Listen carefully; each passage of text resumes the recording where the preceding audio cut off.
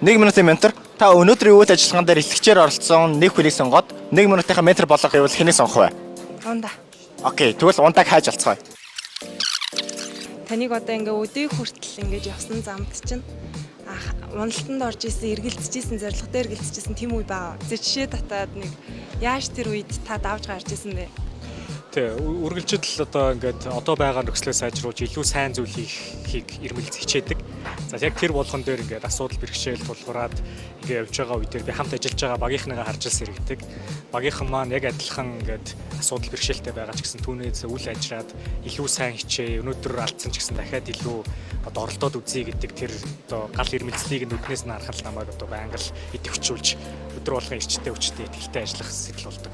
Тэгэж гэр бүлийнхэн маань надад ямар шалтгаангүйгээр үргэлж итгэсээр ирсэн. Тэгээ тэр маань л бас одоо тэгээд дүү зэрэгтэй өрхтөн бол өлөж байна да. За баярлаа. Баярлалаа.